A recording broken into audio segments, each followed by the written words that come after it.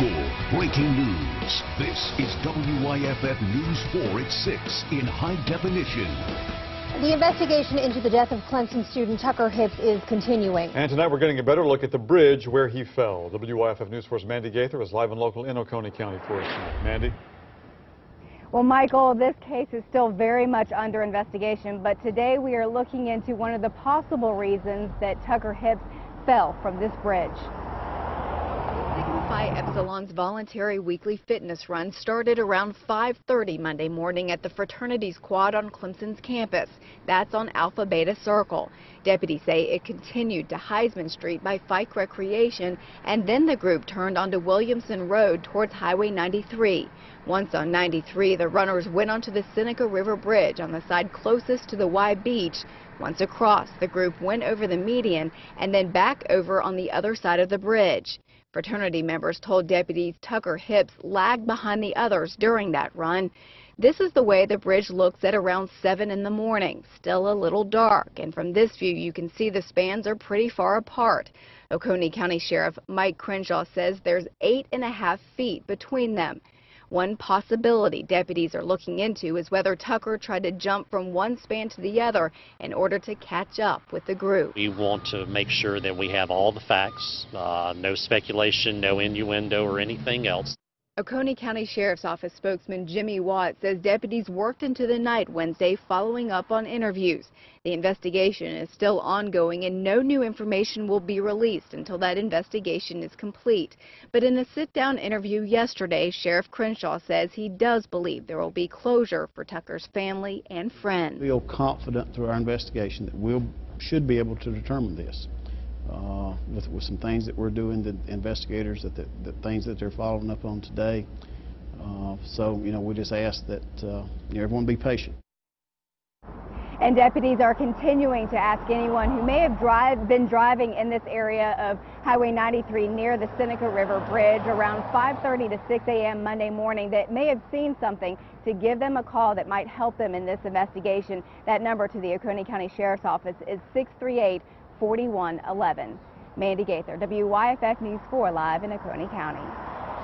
Mandy, thank you. Also today, we're learning more about the complaints made against several social fraternities at Clemson University. Yesterday, we told you there have been 15 complaints filed with the university's Office of Community and Ethical Standards just since the start of this school year. At least 6 of those rose to the level of having law enforcement investigate. Now, WYFF News 4 has learned 2 reports forwarded to that office were sex assaults. They were first reported to Clemson University police by the alleged victims in the case.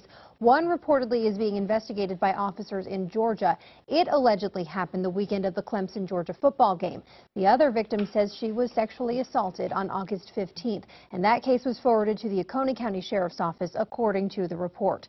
In the wake of all of these complaints, all fraternity initiation activities have been suspended, and Student Affairs is working on an action plan for its Greek life. A South Carolina state trooper is out of a job tonight, and he's in some trouble with the law, too. Authorities say he shot a man during a routine traffic stop, and it was all caught on video. Now, this happened earlier this month outside Columbia.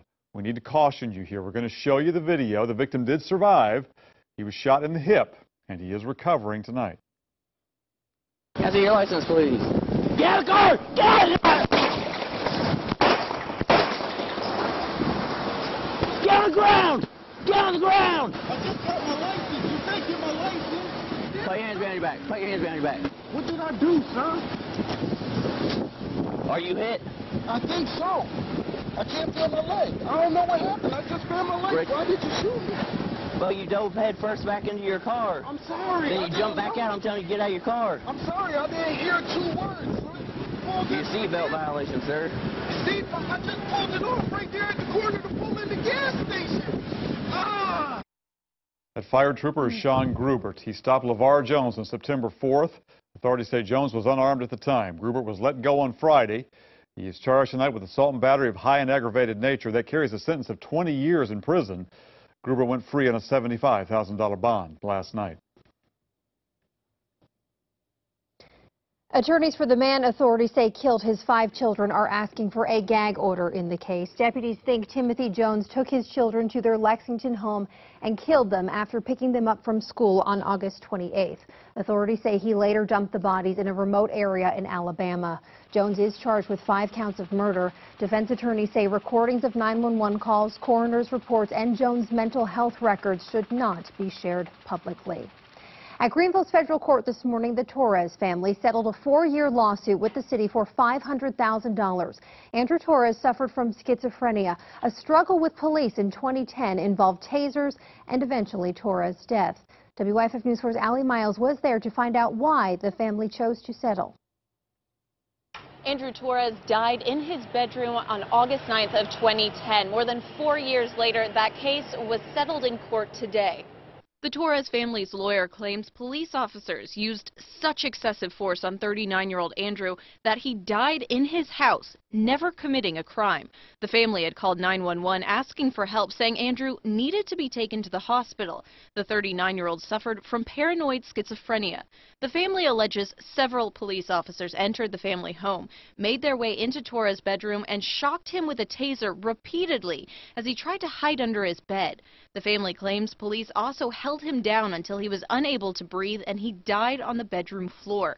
In court today, the family's lawyer says it was too emotionally and financially difficult for the family to continue with the trial, but they will continue to vouch for help for the mentally ill. We are fully committed to embracing a new era for the mentally ill, the marginalized, and the weaker people in our society, and the militarization of our towns is absolutely unacceptable. The city released a statement explaining why they chose to settle. In part, it said the city agreed to settle the matter in order to avoid the time, expense, and uncertainty that go along with any jury trial. The city and its police department regret that this unfortunate situation ended in Mr. Torres' death and continue to extend their sympathies to his family. We did ask members of the family if they'd like to talk after this case was settled. They said it's just a little too raw for right now. Allie Miles, WYFF News 4 in Greenville. An update now on a WYFF News 4 Investigates piece that ran on Monday involving what agents call the biggest gambling ring bust in South Carolina history. Michael Caldwell and his father-in-law, you see Caldwell there on your left, his father-in-law Bob Mosley, the two were indicted more than a year ago. They are accused of illegal gambling and money laundering. Grand jurors estimated they made almost $400 million after setting up and supporting gambling parlors from coast to coast. After months of mediation and numerous delays, the newest judge in the case, Brucey Hendricks, warned the prosecution and defense that time was running out. But today's scheduled hearing has now been moved to December, stating the ends of justice are best served by doing so. Mosley and Caldwell have both pleaded not guilty. An upstate dentist faces more than a dozen tax fraud charges tonight. Stephen Looper was arrested today. The Department of Revenue says he's charged with 8 counts of failure to file a tax return, 6 counts of willful failure to pay withholding tax. They say Dr. Looper is a dentist and owner of All Smiles Family Dental Group in Greenville County. If he's convicted on all of it, he faces nearly 40 years in prison.